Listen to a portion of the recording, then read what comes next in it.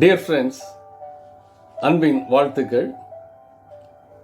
இன்னைக்கு நமக்கு இருக்கிற முக்கியமான ஒரு பொறுப்பு என்னன்னா, நம்முடைய தலைமுறைகளை, நம்முடைய பிள்ளைகளை கர்த்தருக்குள்ளே வளர்ப்பது.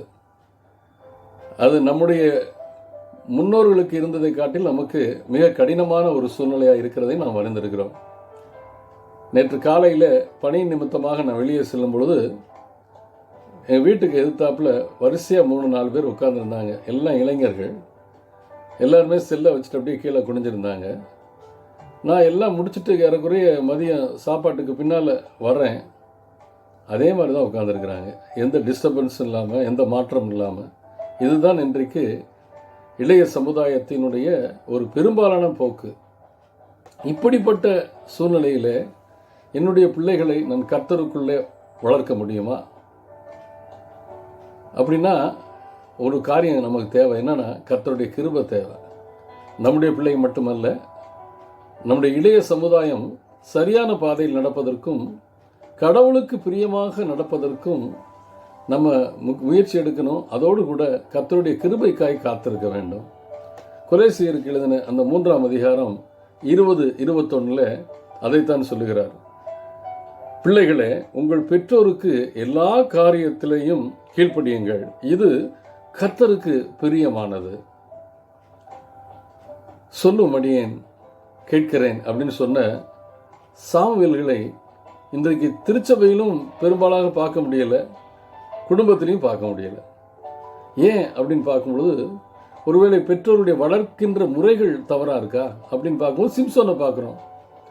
அவங்கள போல தகப்பனும் தாயும் உள்ள கர்த்தருக்குள்ள நசரேய விரதத்திற்குள்ள வளர்க்கப்பட்ட சிம்சோன் தான் தடுமாறி போகிறான்.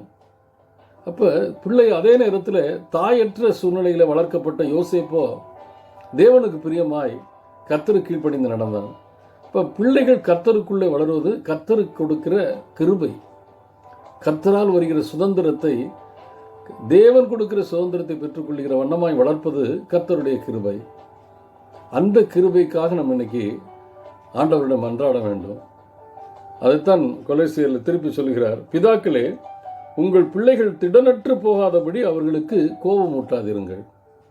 அப்போ பிள்ளையை வளர்ப்பது என்பது இன்றைக்கு ஒரு கடினமான காரியமாக இருந்தாலும் கர்த்தருக்கு பிரியமாய் வளர்ப்பது கர்த்தருடைய கிருபை. அந்த கிருபைக்காய் நாம் காத்திருக்க அழைக்கப்படுகிறோம். நம்முடைய சந்ததிகள், நம்முடைய தலைமுறைகள், நம்முடைய திருச்சபையின் மட்டுமல்ல, சமுதாயத்திலே நம்மை நம்பி கொடுத்திருக்கிற மிகப்பெரிய பொறுப்பு அடுத்த தலைமுறைகளை கர்த்தருக்குள்ளே வளர்ப்பது, கர்த்தருக்கு கீழ்ப்படிந்து நடக்க செய்வது. ஏனென்றால் கர்த்தருக்கு பயப்படுகிற பயமே ஞானத்தின் ஆரம்பம் என்று சொல்லப்படுகிறது.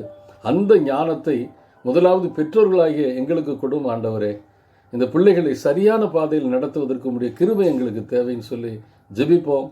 நம்முடைய தலைமுறைகளை கர்த்தருக்கு பயப்படுகிற பயத்தில், எல்லா பெற்றோர்களுக்கும் பயப்படுகிற பயத்தில் நாம் வளர்க்கிறதற்கு நாம் ஆண்டவரிடத்தில் வேண்டுதல் செய்வோம்.